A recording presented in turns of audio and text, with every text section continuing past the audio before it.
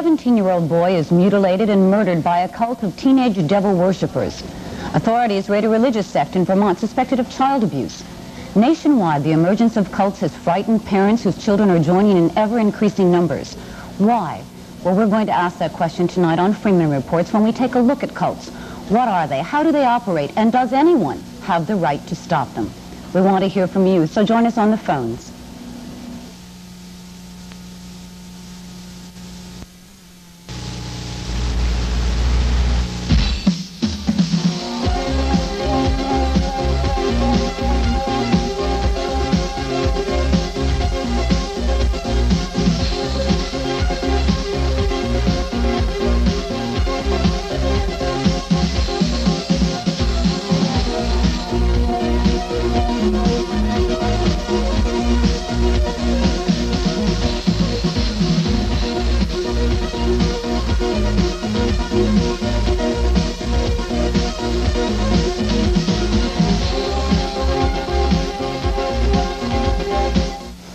Ever since the mass suicide at Jonestown, religious cults have been looked upon with a skeptical eye, but still the tragedy at Jonestown did not keep people from joining.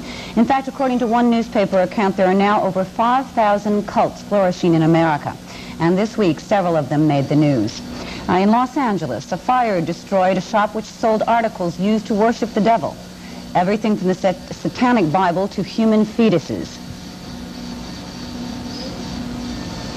And in a wealthy Long Island suburb, several teenagers, members of a devil-worshipping cult, stabbed a young man to death in what has been called a ritual slaughter.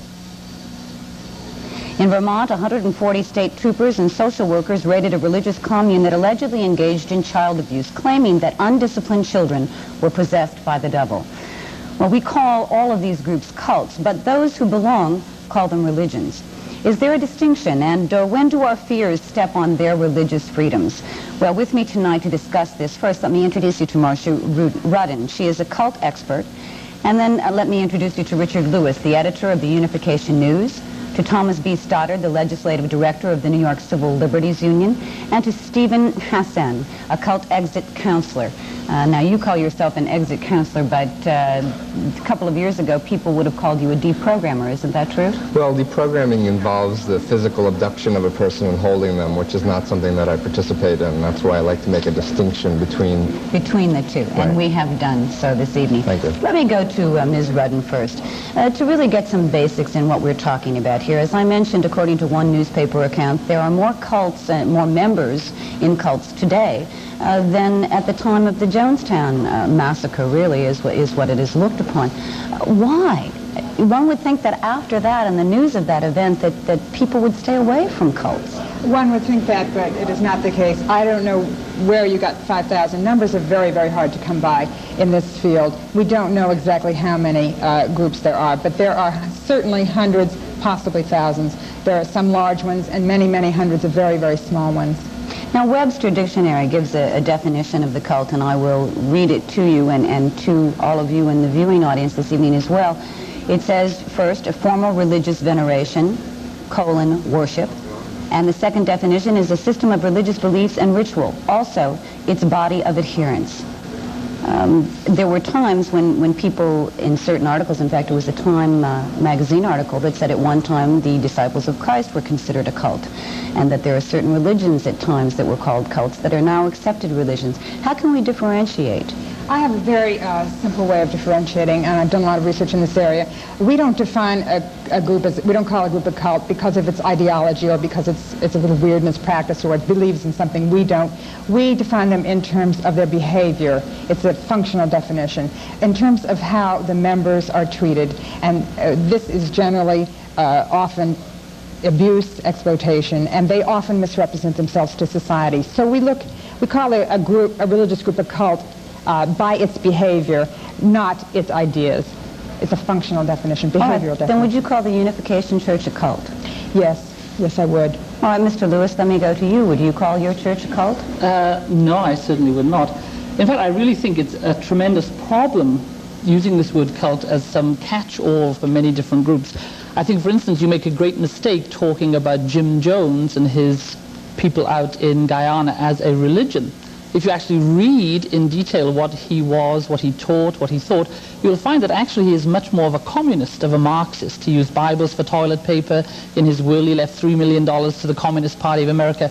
If you really think about who this man is, you will come to the conclusion he is not a religion at all. He's actually, the experience in Guyana is much more similar to the experience in Cambodia, the genocide there, the Marxist genocide in Cambodia. That's a much more similar, perhaps on a smaller scale. But he set up his organization as a church. Yes, but it's important to remember, too, that what happened, which was obviously horrible, did not happen in the United States. It happened in Guyana, and I suspect it happened in part because he believed he could not operate outside the realm of the law in the United States, and therefore he had to leave.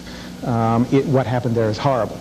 But what happened there cannot be compared to the Unification Church, and the term cult is used again as a catch-all to cover a lot of different kinds of organizations and groups, some of which are truly horrible, as you indicate, these satanic teenage organizations, which hardly, I think, would even call themselves religions, and to compare them to churches which have amassed large followings and large sums of money. So the word cult is, I think, best left aside. The issue is really, from a legal perspective, when someone engages in criminal activity and when someone does not. And we have to remember here that we're also treading in very careful territory. We're treading on the First Amendment, which protects the right of freedom of religion. There's also one very important fact to remember here, and as Americans, we must always remember it.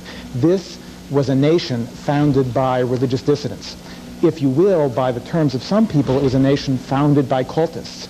This was a nation founded by Baptists, Quakers, Shakers, Methodists, people who were considered a little weird, a little bizarre, not only in belief but in conduct, and they came here because they could not sustain the kind of life they believed was proper in England or in France or in various other countries. Mr. Hassan. Yes, and I just wanted to jump in and say, yes, historically, we're talking about these groups being dissident groups, but for me, there's a very big distinction between what was happening in religion 50 years ago, 100 years ago, 200 years ago, and today. Because there's a technology of mind control, hypnosis, behavior modification techniques that has evolved to the point where people are no longer having the freedom to think critically in order to choose. The Quakers did 200 years ago. Because when I was approached by the Unification Church in 1974, and I was told that they had nothing to do with religion and had nothing to do with politics, and they were part of this one world crusade, I was being lied to, and I was not allowed to exercise my free will and my critical thinking. You make the assumption that your experience is different from the experience that all of the people in the past have had with religions. How do you know that? I know, in terms of the evolution of psychology, of how much more we understand how the mind works, and we know by systematic evaluation that when a group uses projective personality tests, reflection sheets, confessions, there have always been extraordinary political and religious leaders who have exercised great sway over their followers. Yes, Rudin. I would like to get us out of the semantic argument, which could go on for a very long time. The fact, I don't care what you call these groups, the fact of the matter is that there are in the United States and all over the world hundreds of groups which abuse and exploit their members. Some of them use very sophisticated means of doing it, coercive persuasion, brainwashing, call it what you will. Others do not. They're not as sophisticated. These groups we're very concerned about because of the way they abuse and exploit their members, many of whom are very small children. I don't care what you call them, and I don't think that we should argue about historical. There have always been fringe groups. We are not talking about the fact that they are unpopular or that they have beliefs that we don't agree with.